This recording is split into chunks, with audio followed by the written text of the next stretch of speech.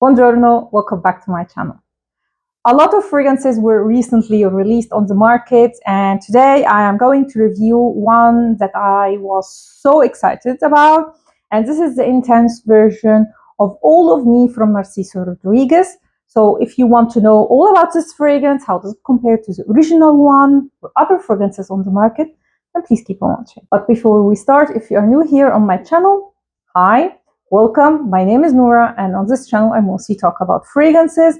So if you are a fragrance lover, then please consider subscribing, and also don't forget to hit the notification bell so you will get notified when I upload any new video. I have reviews of all the new releases coming very soon, so don't forget also to hit the bell. I will highly appreciate it if by the end of this video you found it helpful or you enjoyed it, to give me a thumb up. That will help me a lot. And without further ado, let's start. I already reviewed All of Me, the original one. I will leave it linked down below if you want to watch it. And I was a little bit disappointed with that release. It was a little bit generic and a little bit far away from the DNA of Narcisorodriguez that we all love. I have also a buying guide, by the way, on Narcisorodriguez. Everything will be linked down below. Now, if I was so disappointed with the original one, why I am so excited about this release? Because of the notes. So in the top of All of Me Intense, we have jasmine and iris. Both are new notes to this fragrance. They were not in the original one. We have in the mid tuberose, we have rose and geranium, so an added tuberose note.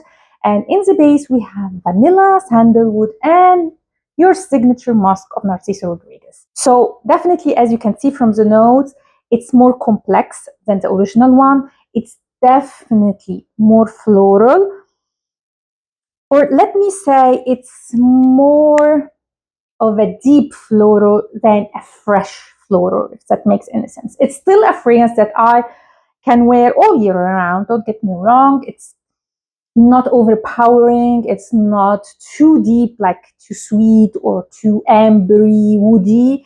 No, it's just a creamier, more complex version of the original one. This is how I would explain how this fragrance smells when we compare it to the original one.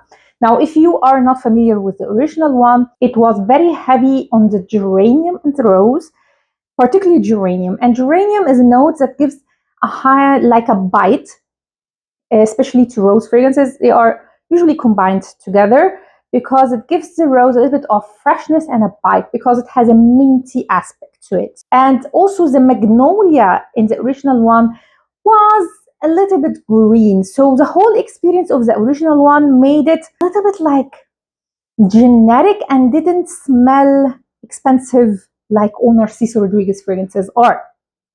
Now here, the geranium is still here. So the rose note still has this bite to it. So it has this like almost a sharpness. This rose is a little bit wild. It's not your like plush rose. It's more of a deeper, darker rose, if you know what I mean. But the added tuberose and the sandalwood makes this one quite creamy. Actually, if you take away this sharpness, you will have an extremely similar fragrance to one of my favorite fragrances of all time, Musk Noir Rose, also from Narcisorodriguez. These two fragrances have a lot of similarities. Both of them have this creamy, deeper, complex aspect to them. They are very elegant, very sophisticated. But this one has a little bit more freshness to it. So I have both in the dry down. And I have to say, it's more in the openings that you get the similarities. In the dry down, they go a little bit on different roads, but still there's something in common between them.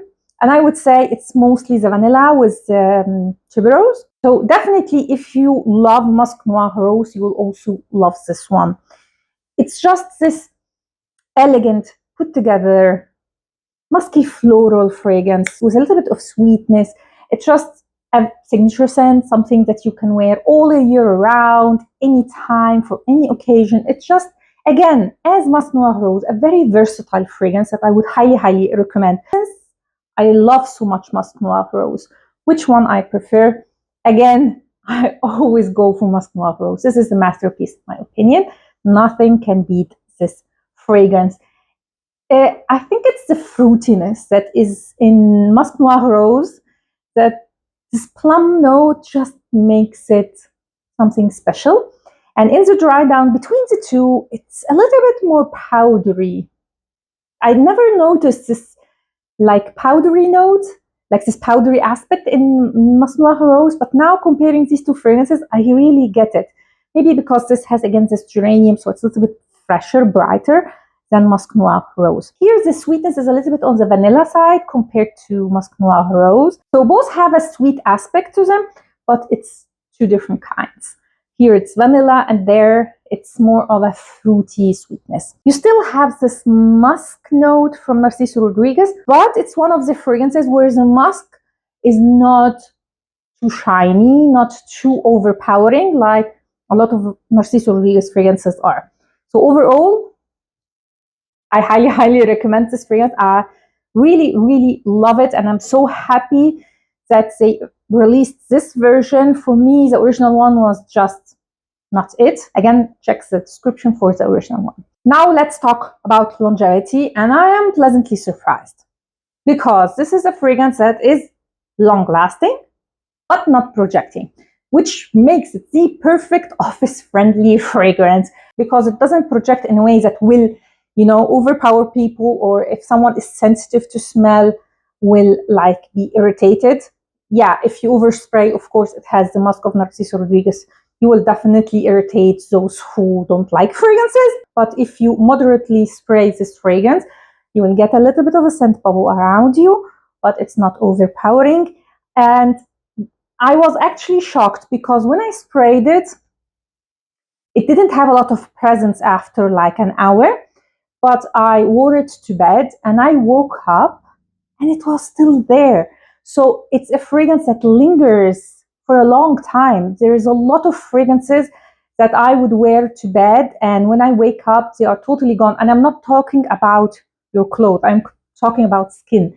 So I got a little bit of the smell still on my skin. Yes, I had to go very close to smell it, but it's a good indication of the longevity of a fragrance.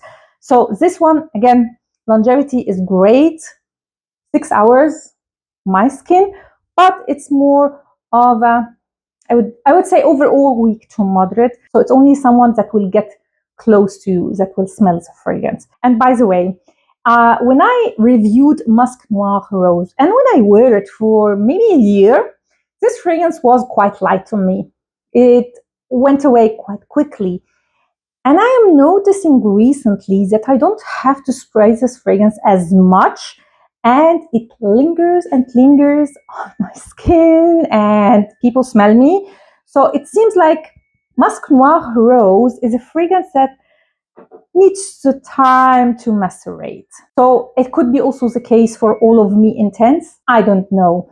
But for now, it has a great longevity and a little bit of a weak to moderate projection. And that was my review on allofmeintense from Narcisorodriguez. I hope you liked this video and you found it helpful. If you did, please give it a thumb up and consider subscribing to my channel. That will help me really a lot.